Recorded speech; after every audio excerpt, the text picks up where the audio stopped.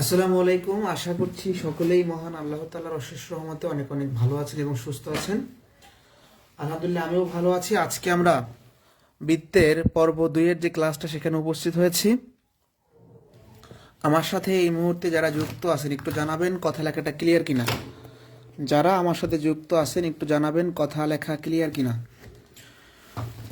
কথা লেখা ক্লিয়ার থাকলে আমি ইনশাল্লাহ শুরু করতে চাই। সবাই একটু জানাবেন কথা লেখাটা ক্লিয়ার কিনা।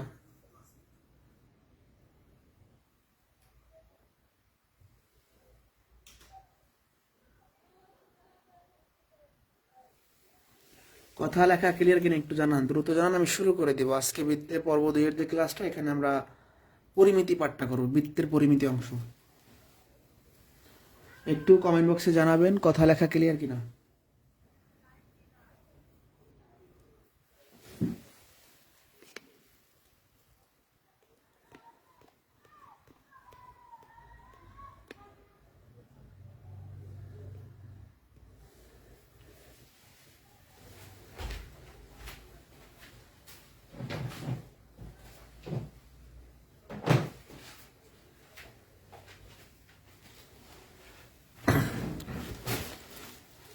শুরু করি তাহলে। হ্যাঁ, একটু সবাই রিয়াকশন ব্যবহার করেন।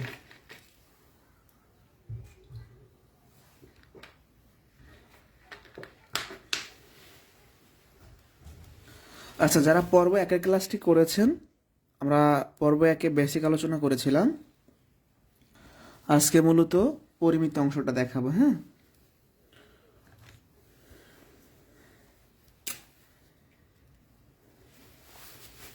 ওকে।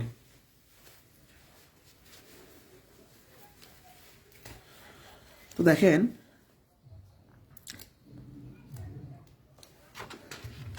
প্রথমে আমরা বৃত্তের পরিমিতির জন্য যে বিষয়গুলো লাগবে সেগুলো একটু আমরা দেখে নিব। বৃত্তের ব্যাস ও ব্যাসার্ধ নিয়ে আলোচনা করব। আমি একটা বৃত্ত অঙ্কন করলাম, এটা বৃত্তের কেন্দ্র। এখন ব্যাসার্ধ কোনটা? এই যে কেন্দ্র থেকে পরিধি পর্যন্ত এটা হচ্ছে ব্যাসার্ধ। এটাকে আমরা আর আর বলতে পারি, রেডিয়াস। ব্যাসার্ধকে আমরা কি আর দ্বারা প্রকাশ করলাম। তাহলে একটা বৃত্তের কেন্দ্র, কেন্দ্র থেকে পরিধি পর্যন্ত দূরত্বকে আমরা কি বলি? ব্যাসার্ধ বলি। আমি এই পাশ থেকে ব্যাসার্ধ নিলাম। হ্যাঁ, আবার আমি যদি এই পাশ থেকে ব্যাসার্ধ নেই, এটাও তো ব্যাসার্ধ, এটাও আর, কারণ এটা যদি আর হয় এটা হবে আর। এখন এই দুই পাশের ব্যাসার্ধ মিলে কি হয়ে গেছে? এটা ব্যাস হয়ে গেছে না? তাহলে আমরা বলতে পারি ব্যাসটা কিভাবে তৈরি হলো? দুই পাশের ব্যাসার্ধ মিলে 2r। এই জন্য বলা হয় ব্যাস হচ্ছে ব্যাসার্ধের দ্বিগুণ। ব্যাসার্ধ যদি আর হয় ব্যাস হবে 2r, অর্থাৎ ব্যাস হচ্ছে ব্যাসার্ধের দ্বিগুণ। এই দেখেন, এই পাশের ব্যাসার্ধ আর এই পাশের ব্যাসার্ধ মিলেই তো ব্যাস হইল। দুই পাশের ব্যাসার্ধ মিলে ব্যাস হয়। তাহলে আমরা বলতে পারি ব্যাসার্ধ যদি আর হয় ব্যাস হবে 2r। বৃত্তের পরিধি, এই যে পরিধি নির্ণয় করার সূত্র হচ্ছে 2πr, আর ক্ষেত্রফল নির্ণয় সূত্র কি πr স্কয়ার, যেখানে আর হলো ব্যাসার্ধ। এখন এই যে পায়ের মানটা আমরা জানি সবাই 3.1416, এরকম আরও আছে। পায়ের মানের কোনো শেষ নেই, অনেক আছে। তো যেহেতু চাকরির পরীক্ষাতে ক্যালকুলেটর থাকে না, আমরা যেটা করব এই পায়ের মানটাকে 22/7 নিয়ে হিসাব করব।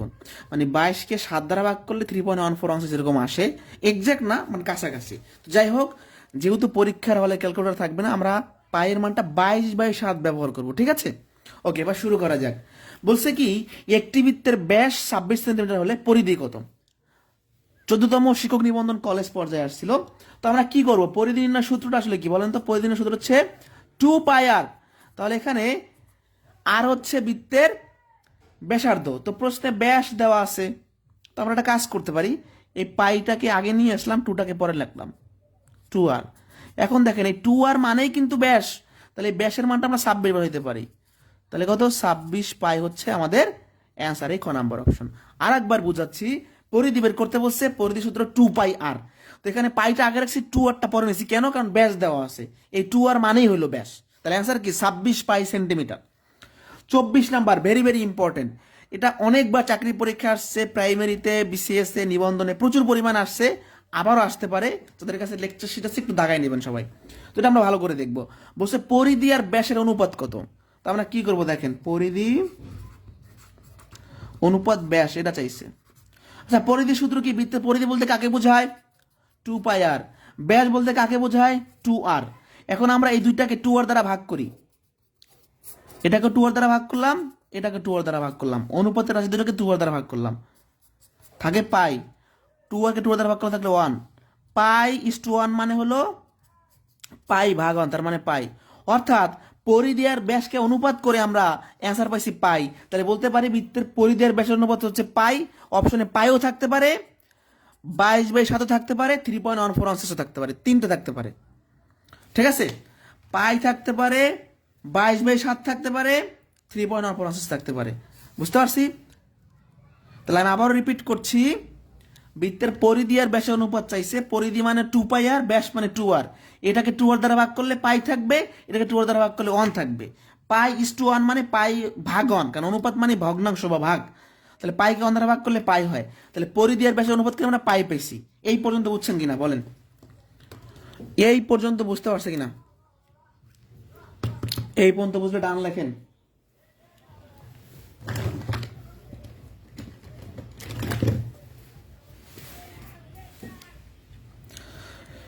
এই পর্যন্ত বুঝতে পারছে কিনা?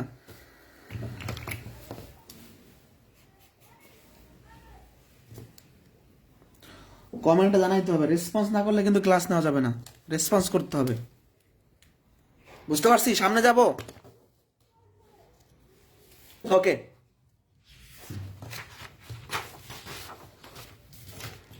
ভালো করে খেয়াল করেন। পরবর্তী কোশ্চেন 28, 29, 30 অনেক ইম্পর্টেন্ট। আচ্ছা, 28, 29, 30 এর আগে আমরা টাইপ দেখে নিই। এই 25, 26, 27 অনেক ইম্পর্টেন্ট। 25, 26, 27 এই টাইপটাকে আমরা ভালো করে বুঝে নিব। আমরা আগে টাইপটা বুঝে নিব। দেখেন, টাইপটা হচ্ছে বৃত্তের ব্যাস অথবা ব্যাসার্ধের গুণ দিয়ে ক্ষেত্রফল বৃদ্ধির হারটা চাইবে। প্রচুর পরিমাণে পরীক্ষাতে আসে, নিবন্ধন, প্রাইমারি, বিসিএস এ কয়েকবার আসছে, মানে ঘুরে ফিরে এগুলো অনেকবার আসছে। একদম পানির মতো সহজ নিয়ম আমরা করব। বৃত্তের ব্যাস 3 গুণ বৃদ্ধি পেলে ক্ষেত্রফল কত গুণ বৃদ্ধি পাবে? তাহলে দেখেন, ব্যাসটাও বৃদ্ধি বলছে, ক্ষেত্রফলটাও বৃদ্ধি বলছে। এরকম ব্যাস অথবা ব্যাসার্ধের গুণ দিয়া যদি ক্ষেত্রফলের গুণ চাই, আমরা কি করব? জাস্ট যত গুণ দেওয়া থাকবে তার বর্গ করে দিব।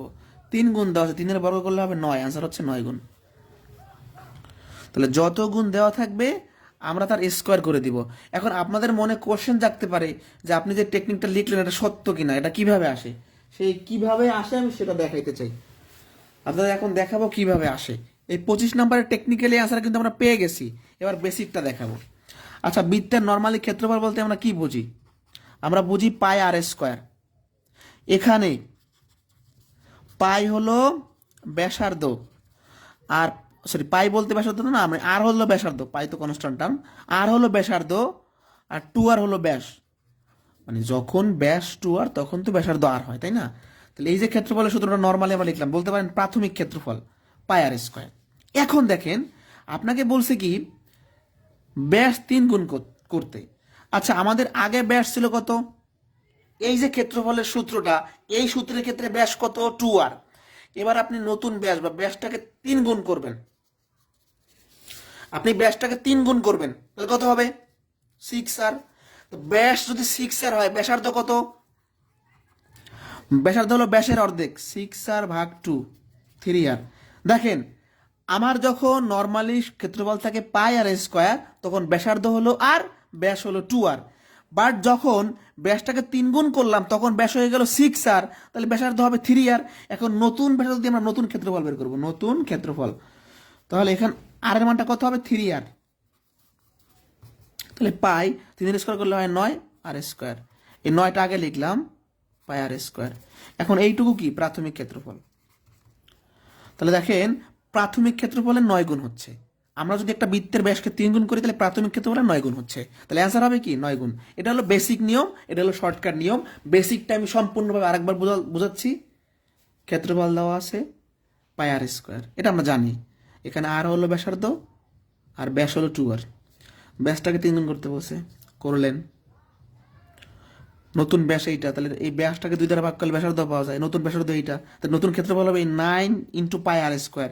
তো এই পাই আর স্কোয়ার মানে তো আগের ক্ষেত্রফল, তাহলে আগের ক্ষেত্রফলের 9 গুণ হচ্ছে। 26-এর অ্যান্সারটা আপনারা দিবেন। প্রশ্ন 26-এর অ্যান্সারটা দ্রুত কমেন্টে দিবেন। কে আগে পারে? প্রশ্ন 26, প্রশ্ন 26-এর অ্যান্সার চাচ্ছি।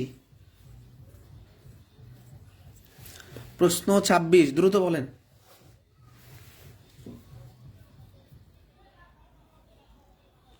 প্রশ্ন 26-এর অ্যান্সার কত?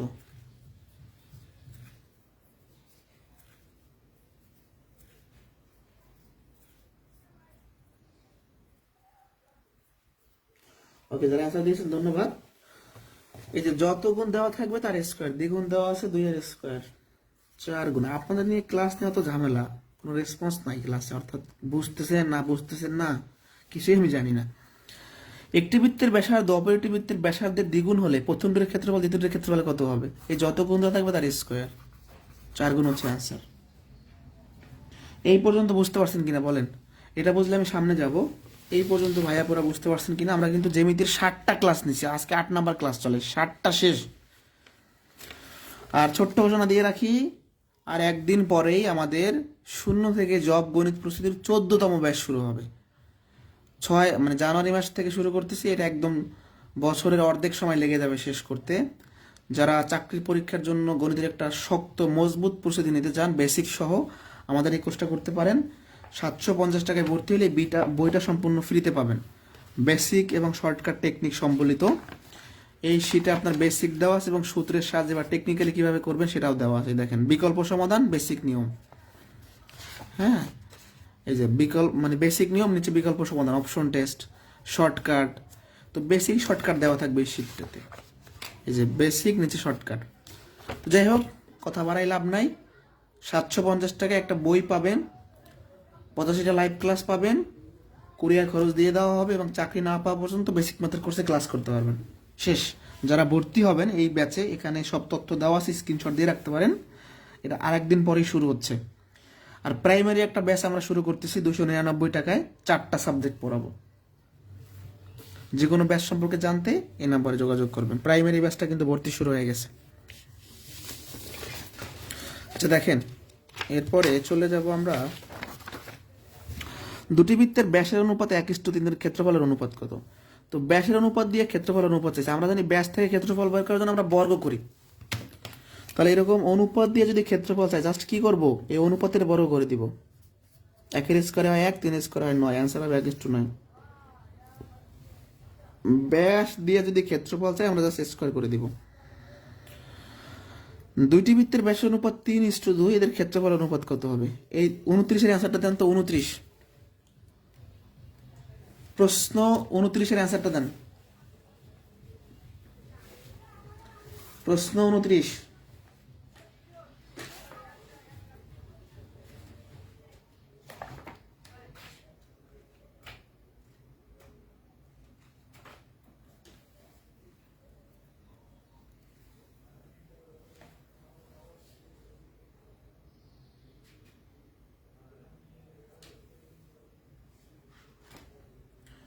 উনত্রিশের অ্যান্সার কত হবে?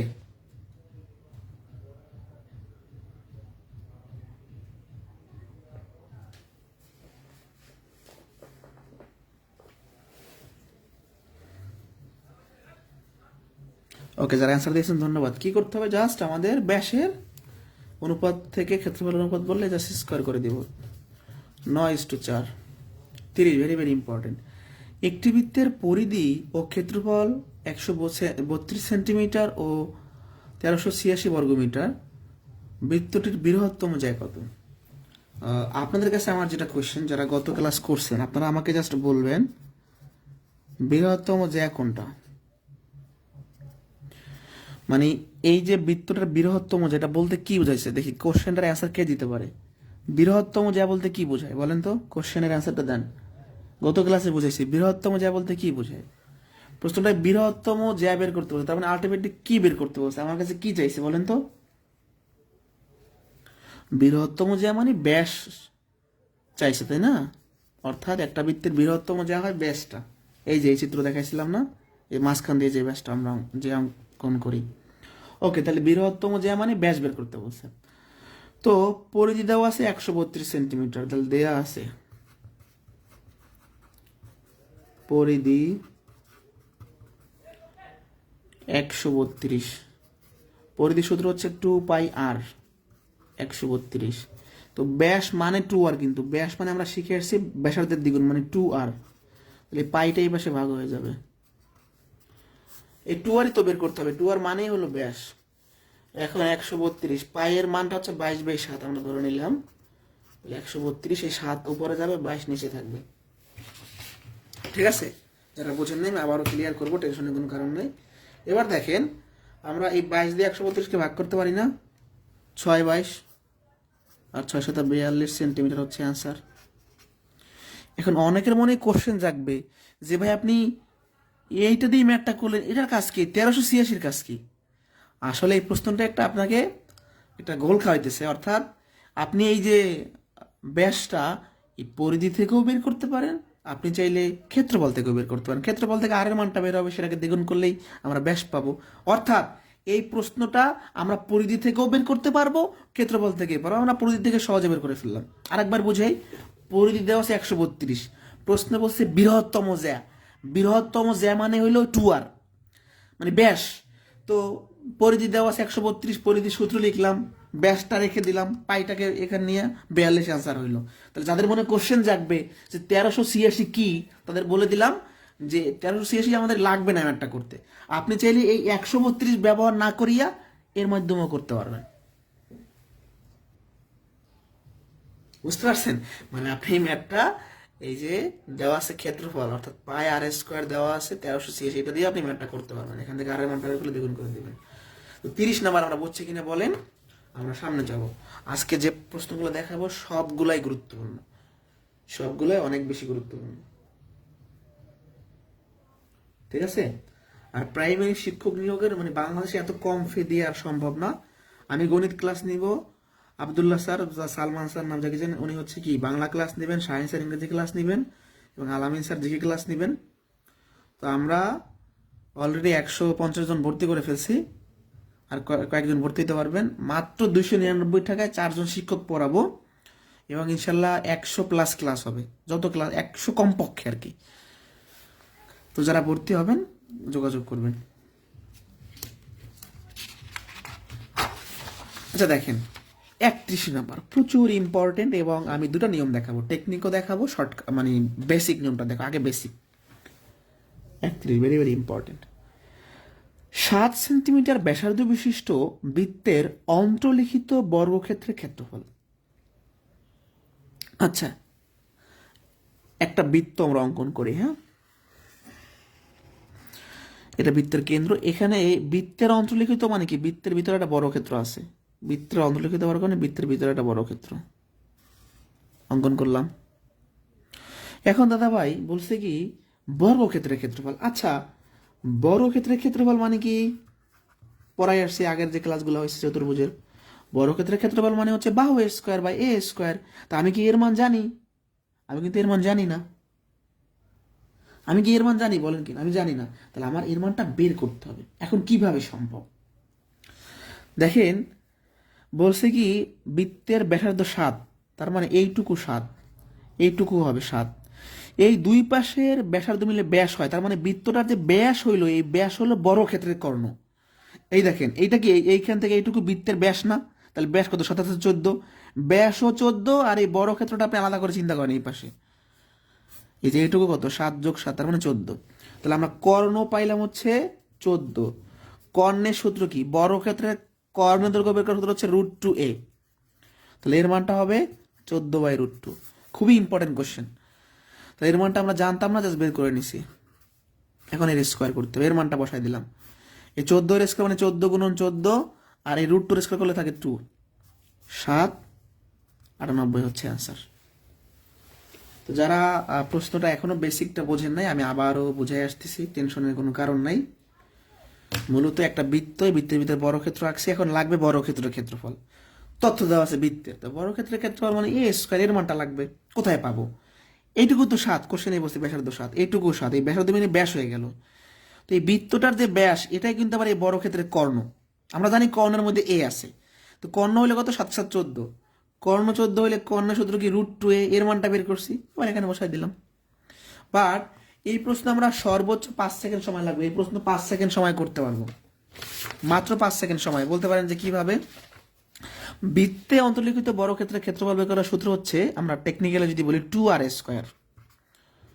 এখানে আর এর মানটা বসাই দেন 49, তাহলে 98 হচ্ছে অ্যান্সার। এইটুকু করবো, 2 লাইন আমার ম্যাথ শেষ।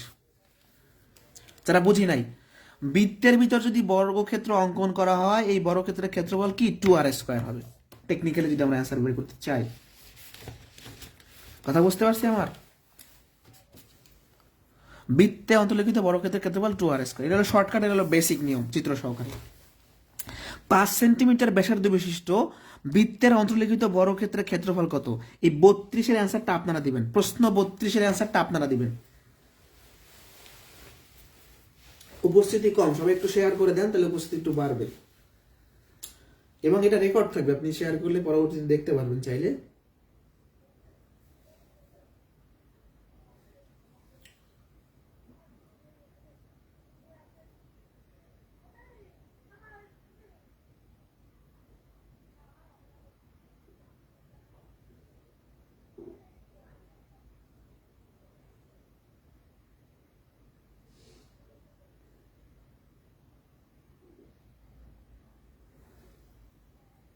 কত হবে দ্রুত বলেন, এটা তো সবার পারার কথা।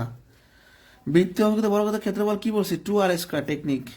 আর এর মান কত? 5। সর্বোচ্চ 5 সেকেন্ড লাগবে, বললাম না 5 সেকেন্ডে আপনি পারবেন। তো এই সমস্ত টেকনিকগুলো আমরা আগে বেসিক শেখাই, তারপর টেকনিক দেখাবো। আপনি টেকনিক না শেখাই ভালো, বেসিক শেখাটাই জরুরি। গণিতের বেসিক ছাড়া কিচ্ছু হবে না জীবনে, বেসিক শেখাই লাগবে আপনার। তো আমাদের যে বেসিক ম্যাথের কোর্স ইনশাল্লাহ একদম 6 মাস পড়াবো, 80 থেকে 85টা ক্লাস হবে, 750 টাকায় আপনারা ভর্তি হতে পারেন। বইটা কুরিয়ারে পেয়ে যাবেন, সুন্দরবন কুরিয়ারে। যারা আমাদের ব্যাচে ভর্তি হবেন, এখানে সকল তথ্য দেওয়া আছে, সকল তথ্য দেওয়া আছে, কখন ক্লাস হবে, কোর্স ফি, ভর্তি হওয়ার নিয়ম সব দেওয়া আছে। এটা আর একদিন পরে শুরু হচ্ছে, আপনি যে কোনো সময় ভর্তি হতে পারবেন। ভর্তি হওয়ার 2 থেকে 3 দিন পর বই পাবেন। ওকে, এটা পারছেন আপনারা, সামনে যাই আমি। দেখেন,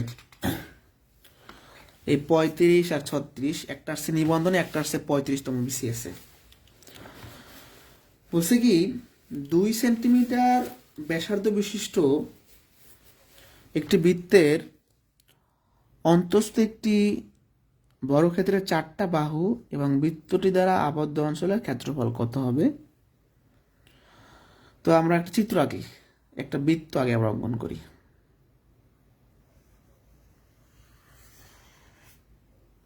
বৃত্তের অন্তস্থ একটি বর্গক্ষেত্রের 4টা বাহু, বৃত্তের অন্তস্থ বলছে কিন্তু। তাহলে বৃত্তের ভিতরে একটা বর্গক্ষেত্র আঁকবো।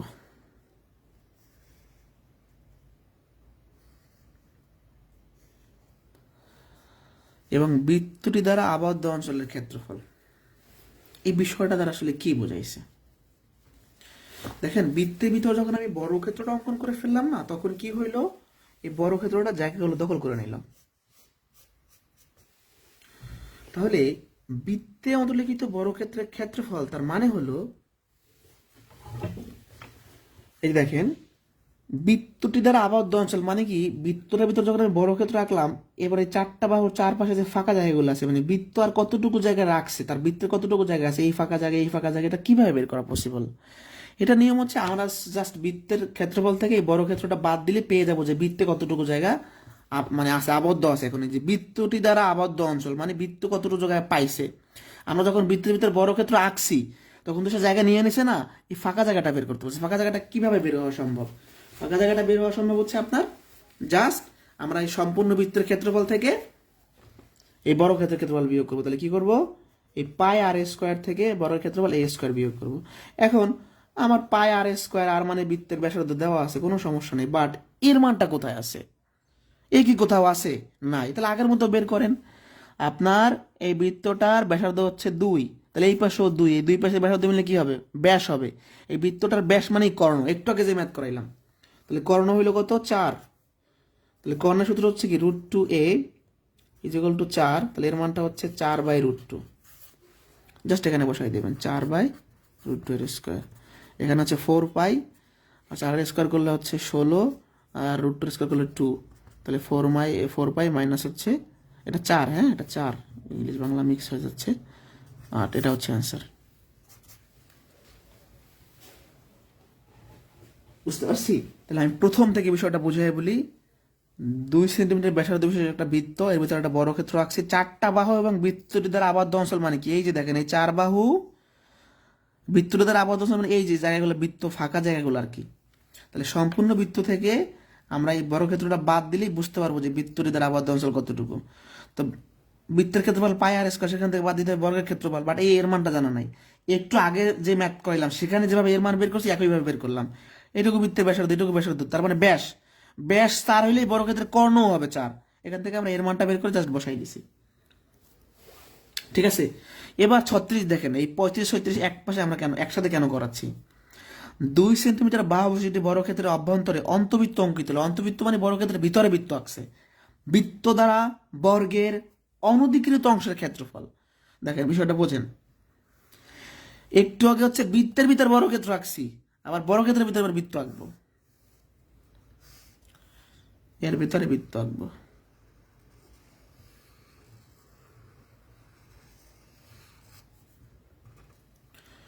তো বলছে কি, বৃত্ত দ্বারা বর্গের অনধিকৃত, মানে বৃত্ত বর্গের তো এই জায়গাগুলো নেছে, যেগুলো অনধিকৃত মানে যেগুলো নেয় নাই, ফাঁকা জায়গা, বর্গের ফাঁকা জায়গা বের করতে বলছে। তো একইভাবে কি করব, তাহলে আমরা জাস্ট বর্গের ক্ষেত্রফল থেকে, এবার বর্গ ক্ষেত্রফল থেকে বৃত্ত বিয়োগ করব, পাই আর স্কোয়ার। তো দেখেন বর্গক্ষেত্রটা বাহু 2 সেন্টিমিটার প্রত্যেকটা, তাহলে এই এর মানটা দেওয়া আছে, বাট আর এর মানটা কোথায়? আর কই? আর কি এখানে আছে? নাই, বের করতে হবে। আচ্ছা এইটা যদি সোজা 2 হয়, মাঝখানেও 2 কিনা বলেন? তো এই ব্যাসও তাহলে 2 হবে, এটা যদি 2 হয় ব্যাসও হবে 2। তো ব্যাস 2 এলে ব্যাসার্ধ কত হবে? 1, এই 1 মিলিত 2 হয়, তাহলে আর এর মানটা আমরা জানতাম না, পেয়ে গেছি। এই দুইটা ম্যাথ একসাথে পড়তে হবে, নাহলে কিন্তু গোলায় যাবেন। অন্তবৃত্ত মানে একটা কিছুর ভিতরে বৃত্ত, আর বৃত্তের অন্তস্থ মানে বৃত্তের ভিতরে কিছু আঁকা। অন্তবৃত্ত মানে কি? এই বৃত্তটা কিছুর ভিতরে থাকবে, কোনো বহুভুজের ভিতরে থাকবে। আর অন্তস্থ, বৃত্তের অন্তস্থ মানে কি? বৃত্তের ভিতরে থাকবে। 35 36 বুঝি না, এমন কেউ থাকলে বলতে পারেন। 35 36 এই দুইটা বুঝতে পারছে কিনা?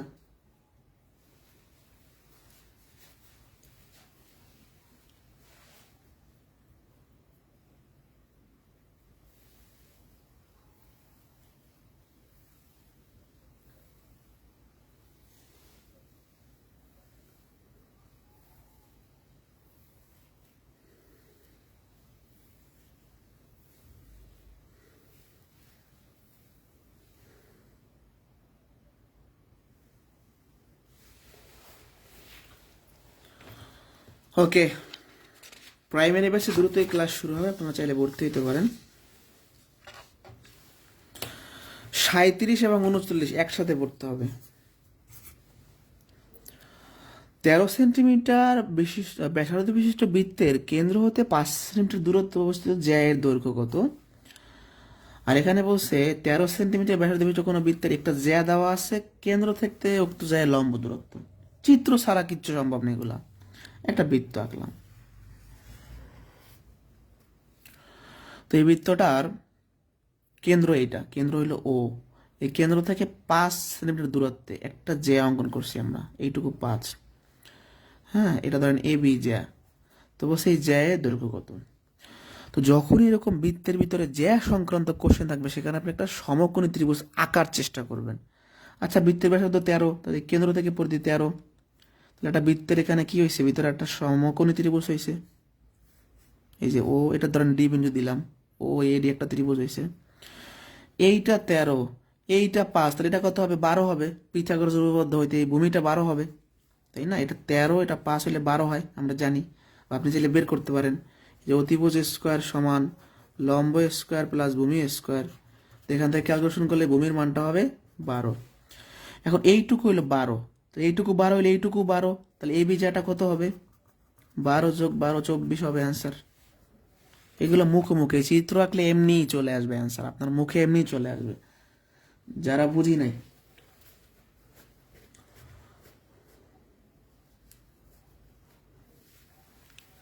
যারা বুঝি নেই আর একবার বলছি, একটা বৃত্তের কেন্দ্র থেকে 5 সেমি দূরে একটা যে অঙ্কন করছে, তাহলে এইটুকু 5, এইটুকু 13 বৃত্তের ব্যাসার্ধ। তো আমরা একটা সমকোণী ত্রিভুজ পেয়ে গেছি, যে সমকোণী ত্রিভুজের অতিভুজ 13, লম্ব 5, ভূমি কত হবে 12। পিথাগোরাসের মাধ্যমে বের করতে পারেন আপনি যদি না পারেন। তো এইটুকু 12 হলে আমাদের সম্পূর্ণ যে আছে, তো এই কেন্দ্র থেকে যে দূরত্ব, এটা অবশ্যই দুইটা ভাগ করছে যে এটাকে, তাহলে এই পাশে 12 হলে এই পাশে 12, মোট হবে 24। এবার এই ম্যাথটা যে পারবে সেটাও পারবে। দেখেন বলছে কি, কেন্দ্র থেকে কিছুটা দূরে, কত দূরে আমি জানি না, কিছু দূরে একটা জ্যা আছে, এই এ বি জ্যা, এই জ্যাটা হলো 24 সেন্টিমিটার, এটা 13। দেখেন এই সম্পূর্ণ জ্যাটা কত 24, তাহলে এইটুকু কত 12, 12 12 মিলেই তো 24, সম্পূর্ণ যদি 24 হয় তাহলে এইটুকু 12। এখন দেখেন এই ত্রিভুজটার মধ্যে দেখেন, এটা 13, এটা 12, এটা 5 হবে, তাহলে অ্যান্সার হবে 5। আগে 5 আর 13 দেওয়া ছিল, 24 বের করছেন, এবার 24 আর 13 দেওয়া আছে, 5 বের করবেন। হ্যাঁ, এখন এই প্রশ্নটা অন্যভাবে হইতে পারে, এই জ্যা দেওয়া থাকলো, এটা দেওয়া থাকলো, বৃত্তের ব্যাসার্ধ চাইতে পারে, তাহলে একইভাবে অতিভুজ বের করবেন। এখানে বৃত্তের ব্যাসার্ধ 3টা কোশ্চেন হইতে পারে, জ্যা চাইতে পারে, লম্ব দূরত্ব। কোশ্চেনে বলছে কি, কেন্দ্র থেকে উক্ত জায়গায় লম্ব দূরত্ব, মানে কেন্দ্র থেকে কত দূরে এই জ্যাটা আছে 5। এই 37 আর 39, এখান থেকে আরেকটা কোশ্চেন বলতে পারে যে ব্যাসার্ধ কত, আপনার এই দুইটা দিয়ে ব্যাসার্ধ চাইতে পারে। এই দুইটা বুঝছেন কিনা বলেন? মাত্র 50-60 জন নিয়ে কি ক্লাস নেওয়া যায়? সে কত কিছু গোছাইয়া গরু খুলে 60টা ক্লাস নিলাম, কিন্তু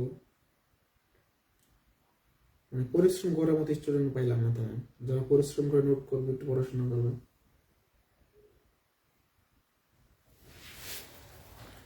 শুধু ক্লাস দেখলেই হয় না, নোট করতে হয়, বাসায় পড়াশোনা করতে হয়।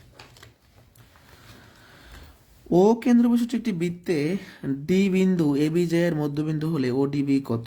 আচ্ছা, একটা বৃত্ত আগে আমি ধরেন এই ম্যাথটা আমি পারি না, সাপোজ পারি না, আমি একটা চিত্র আঁকবো, এও হলো কেন্দ্র। তো বলছি কি, এ বি একটা জে, আচ্ছা এ বি একটা জে আমি নিলাম, মন মতো একটা জে নিলাম।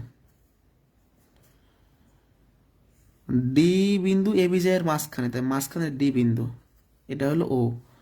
তো বলছি কি, ও ডিবি, ও ডিবি, আচ্ছা ও তো এইটুকু, এটা ধরেন কেটে দিলাম, ও এইটুকু, তাহলে ও ডিবি মানে এই কোণ, এটা 90 ডিগ্রি, অ্যান্সার 90 ডিগ্রি। যারা বোঝেন না আর একবার, ধরেন আমি ম্যাথটা পারি না, একদম জীবনে চোখে দেখি নাই ম্যাথ, আমি চোখে দেখিই নাই। আমি একটা কেন্দ্র নিব, কেন্দ্রটার নাম হবে ও। আমি একটা জ্যা নিব, জ্যার নাম হবে এ বি, প্রশ্নে বলে দিছে, আমি জানি না কিছু। ডি হবে এই জ্যার মাঝখানের বিন্দু, এটা যদি আপনি অ্যাড করেন, চাইছে কি ও ডিবি, মাঝখানে যে থাকে সেটাই কোণ হয়, ডি হবে কোণ। তো এটা তো 90 ডিগ্রি, আমি দেখতেই পাচ্ছি। এইগুলো কি পারা লাগে, মানে আগে করা লাগে? এগুলো তো আপনি চিত্র আঁকলেই পারবেন। ক্লাস তো আর বন্ধ করবে কি, কোর্স তো শেষই প্রায়, বৃত্ত শেষ, এখন পরিমিতি করায় কোর্স ক্লোজ করে দিব। রেখাকোণ করাইলাম, ত্রিভুজ করাইলাম, চতুর্ভুজ করাইলাম, বৃত্ত শেষ করবো আজকে, তার বাকি থাকে কি? জ্যামিতি বেসিক তো এগুলোই। আর যারা ক্লাস করতেছে এরা আমার সবাই পেইড ব্যাচের, এই যাদের নাম হচ্ছে ভিতরে তো আমার বিভিন্ন ব্যাচে ভর্তি আছে, এরা এমনিতেই এই ক্লাস আবার পাবে তারা। আর একটু সংযোজন হবে এখানে। ও কেন্দ্র বিশিষ্ট বৃত্তে দুইটা জ্যা অভ্যন্তরে অবস্থিত কোনো সমকোণে মিলিত হয়। আচ্ছা, ভালো কথা। ও হচ্ছে কেন্দ্র, ধরেন এ বি একটা জ্যা, সিডি আর একটা জ্যা, এ ও ডি, আচ্ছা এ ও ডি মানে এই কোণ, আর বি ও সি মানে এই কোণ, এই দুইটা কোণের যোগফল চাইছে। তো এই কোণটা তো কত 90, এই কোণ কত 90, তো 90 কত? এইগুলা কোশ্চেন জাস্ট আপনি চিত্র আঁকবেন আর হয়ে যাবে। এই দেখেন, আপনি এগুলা বাইরেও আঁকতে পারেন, কোনো প্রবলেম নাই। হ্যাঁ, বাট যেহেতু কেন্দ্রের, মানে যেহেতু ও আছে, দেখেন ও আছে, তার মানে কেন্দ্রর কেন্দ্রে কোন উৎপন্ন হয় সেটা বুঝতে হবে আপনার। আচ্ছা, আপনাদের মনে কোশ্চেন জাগতে পারে না, জানি না কেন জাগে নাই, যে আপনি যে অঙ্কন করলেন আপনি তো এইভাবেও আঁকতে পারতেন, যে এখানেও সেট করতে পারতো, কেন আঁকলেন না? যেহেতু কেন্দ্র বিশিষ্ট করছে, মানে ও কেন্দ্রটা ডিফাইন করে দিছে। আর একটা কথা হচ্ছে যে আমি দেখতে পাচ্ছি ও তো এই কোণের ভিতরে আছে, তার মানে কোনটা অবশ্যই ওতে উৎপন্ন হবে, মানে কেন্দ্রে হবে, মাঝখানটাই কোণ হয়। এই যে আর একবার দেখেন, একটা বৃত্ত, এ বি একটা যা, সিডি একটা যা, ও হইলো কেন্দ্র, এই কোণ আর এই কোণ এই দুটো যোগ করলে 180 হবে। এই বুঝতে পারছি, এই দুইটা ডান কিনা বলেন?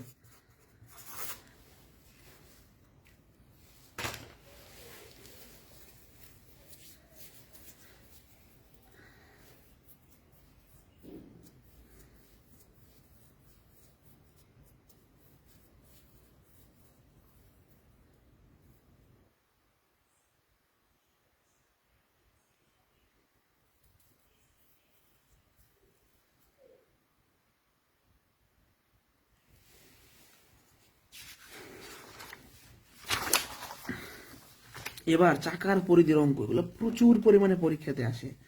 নিবন্ধনে আসছে, দেখেন। আপনারা ভাবেন যে নিবন্ধনের প্রিপারেশন প্রাইমারি প্রিপারেশন মনে হয় আলাদা, কাছাকাছি, টুকটাক একটু একটা টপিক ডিফারেন্স থাকে।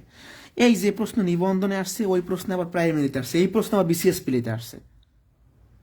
তো এক্ষেত্রে বিসিএস, প্রাইমারি, নিবন্ধন এই ক্যাটাগরির পরীক্ষার তো প্রিপারেশন সেম, আলাদা কিচ্ছু নাই।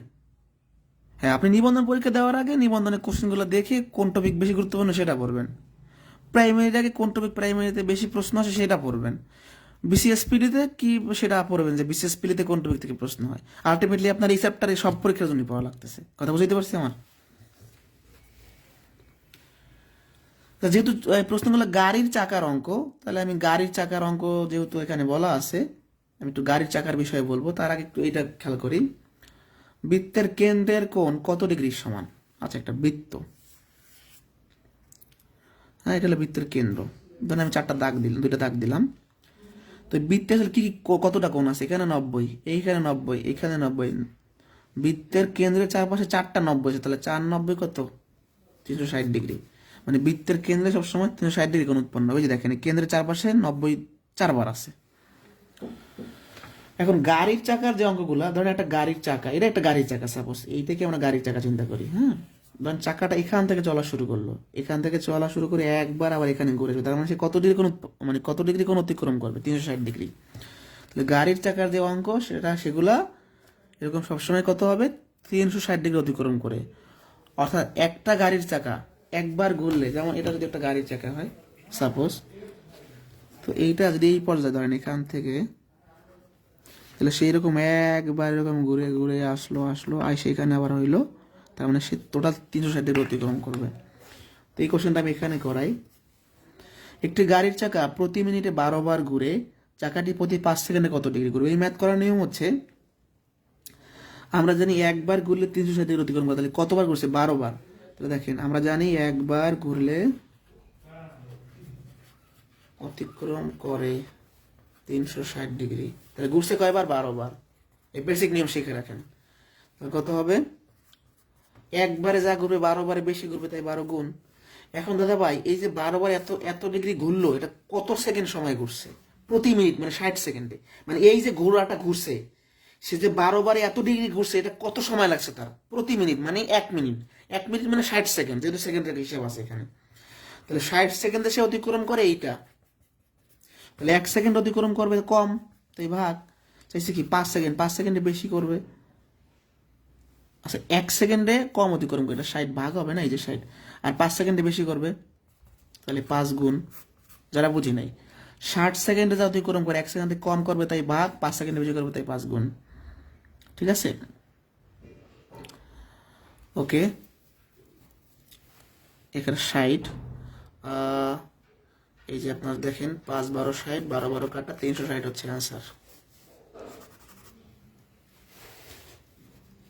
যারা এই বিষয় এটা একবার শিখবেন ভাই, বেশি এই 5টা লাইন শিখলেই হবে, টেকনিক দরকার নেই আমার এইগুলো শেখার। ভাই একবার ঘুরলে 360 ডিগ্রি, আমি এই লাইনটা দিয়ে ম্যাথটা শুরু করবো। তাহলে ঘুরছে এবার 12 বার, এত ডিগ্রি কত সময় লাগছে? 1 মিনিট। তাহলে 60 সেকেন্ডে ঘুরে এত ডিগ্রি, 5 সেকেন্ডে ঘুরবে 360 ডিগ্রি। বুঝতে পারছি? এই বুঝতে পারছি কিনা বলেন তো? তাহলে আগামী একদিন পরে, অর্থাৎ 12 তারিখ হচ্ছে আমাদের ওরিয়েন্টেশন ক্লাস হবে ইনশাল্লাহ। বেসিক মেথড, অর্থাৎ যারা প্রাইমারি, নিবন্ধন, বিসিএস, প্রিলি সহ বিভিন্ন জবের, এখানে লিখিত প্রশ্ন থাকবে, প্রিলি প্রশ্ন থাকবে, শর্টকাট থাকবে, মূলত বেসিক থাকবে। মূল ভিত্তি হচ্ছে বেসিক থাকবে, মাঝে মাঝে বিভিন্ন ট্রিক্স থাকবে। 750 টাকায় একটা বই পাবেন। এই বই থেকে আপনাদের মূলত আমি করাইছি, এই বইটা আপনারা পাবেন। এই যে দেখেন ক্লাস 7-এর বোর্ড বইয়ের বিভিন্ন কিছু দেওয়া আছে। হ্যাঁ, এই যে লিখিত প্রশ্ন দেওয়া আছে, ব্যাংকের দিয়ে একটা প্রশ্ন দেওয়া আছে, নবম দশম শ্রেণী পুরাতন বোর্ড বইয়ের ম্যাথ দেওয়া আছে। এই বইটা অনেকের কাছে আপনাদের কাছে আছে, জানেন বইটা কেমন। এখানে সব গুরুত্বপূর্ণ কোয়েশ্চেন, নবম দশম শ্রেণীর বোর্ড বইয়ের অঙ্ক, অফিস সহকারীর অঙ্ক, বিসিএস এর অঙ্ক, হ্যাঁ 40তম বিসিএস, দীর্ঘদিন গবেষণা করে এটা তৈরি করা হয়েছে। তো যাই হোক, বইটা আপনারা পাবেন, যারা ভর্তি হবেন স্ক্রিনশট দিয়ে রাখবেন। আর প্রাইমারি ব্যাচটার বিষয়ে বলি, প্রাইমারি ব্যাচটা হচ্ছে আপনাদের এটা 500 টাকার কোর্স, মূলত 499 টাকার কোর্স, এখন 299 টাকায় ভর্তি চলতেছে। 200 জনের জন্য অলরেডি 150 জন ভর্তি এসে 2 দিনে। তো যারা ভর্তি হবেন 299 টাকায় ভর্তি হতে পারবেন এখনো। আর যারা আমার পুরাতন শিক্ষার্থী তারা এই অফার পাবেন, 1000 ভর্তি হলে আপনি অফার পাবেন। যারা পুরাতন শিক্ষার্থী যে কোনো ব্যাচের তারা 299 টাকায় ভর্তি হতে পারবেন যে কোনো সময়। তো যাই হোক, ভালো থাকেন সবাই। আজকে এই পর্যন্ত বৃত্তের যা যা লাগবে আমি করাই দিলাম, পরবর্তী ক্লাসে পরিমিতি করাবো। হ্যাঁ,